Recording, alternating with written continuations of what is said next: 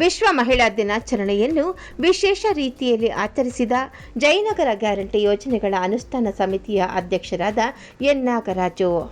ಕಿತ್ತೂರು ರಾಣಿ ಚೆನ್ನಮ್ಮ ಕ್ರೀಡಾಂಗಣದಲ್ಲಿ ಕರ್ನಾಟಕ ಪ್ರದೇಶ ಮಹಿಳಾ ಕಾಂಗ್ರೆಸ್ ಅಧ್ಯಕ್ಷರಾದ ಸೌಮ್ಯ ರೆಡ್ಡಿ ಅವರ ಸಹಕಾರದೊಂದಿಗೆ ಮಹಿಳಾ ದಿನಾಚರಣೆಯ ಪ್ರಯುಕ್ತ ಜಯನಗರ ವಿಧಾನಸಭಾ ಕ್ಷೇತ್ರದ ಮಹಿಳೆಯರಿಗೆ ಹಾಗೂ ಪಂಚ ಗ್ಯಾರಂಟಿ ಯೋಜನೆ ಫಲಾನುಭವಿಗಳಿಗೆ ಕ್ರೀಡಾ ಚಟುವಟಿಕೆಗಳು ಹಾಗೂ ಬಹುಮಾನ ವಿತರಣಾ ಕಾರ್ಯಕ್ರಮವನ್ನು ಮಾಜಿ ಬಿಬಿಎಂಪಿ ಸದಸ್ಯರು ಹಾಗೂ ಮಾಜಿ ಆಡಳಿತ ಪಕ್ಷದ ನಾಯಕರಾದ ಶ್ರೀ ಎನ್ ನಾಗರಾಜು ಅವರ ನೇತೃತ್ವದಲ್ಲಿ ಆಯೋಜಿಸಲಾಗಿತ್ತು.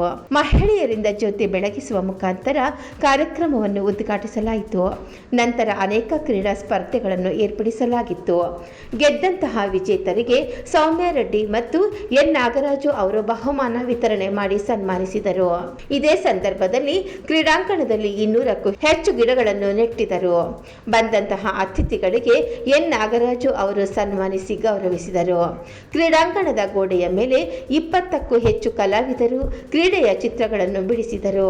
ಬಾಂಧವ ಎನ್ ನಾಗರಾಜು ಅವರು ಚಿತ್ರ ಬಿಡಿಸಿದ ಕಲಾವಿದರನ್ನು ಪ್ರಶಂಸಿಸಿದರು. ಆರ್ಸಿಬಿಯ ಮಹಿಳಾ ಕ್ರಿಕೆಟ್ ಆಟಗಾರ್ತಿಯನ್ನು ಕ್ರೀಡಾಶ್ರೀ ಎನ್ ನಾಗರಾಜು ಅವರು ವಿಶ್ವ ಮಹಿಳಾ ದಿನಾಚರಣೆಯ ಅಂಗವಾಗಿ ಅವರನ್ನು ಸನ್ಮಾನಿಸಿದರು. ಈ ಕಾರ್ಯಕ್ರಮದಲ್ಲಿ ಜಯನಗರ ಕ್ಷೇತ್ರದ ಅನೇಕ ಮಹಿಳೆಯರು ಭಾಗವಹಿಸಿ ಕಾರ್ಯಕ್ರಮವನ್ನು ಯಶಸ್ವಿಗೊಳಿಸಿದರು.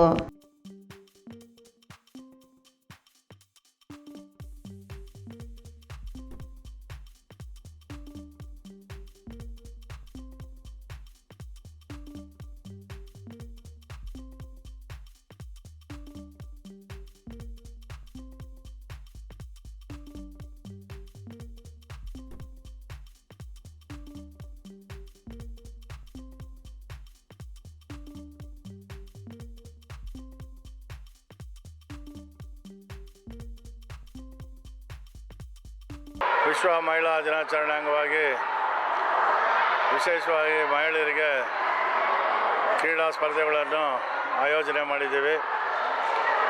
ಈಗ ಬೆಳಗ್ಗೆ 10 ಗಂಟೆಗೆ ಪ್ರಾರಂಭ ಆಗಿ ಉದ್ಘಾಟನೆ ಮಾಡಿ ಈಗ ಸಾಯಂಕಾಲವರೆಗೂ ಈ ಕ್ರೀಡೆಗಳನ್ನ ಆಡಿಸ್ತಾ ಇದ್ದೀವಿ. ಸುಮಾರು ವಿವಿಧ ಕ್ರೀಡೆಗಳು, ಹೆಣ್ಮಕ್ಳು ಸುಮಾರು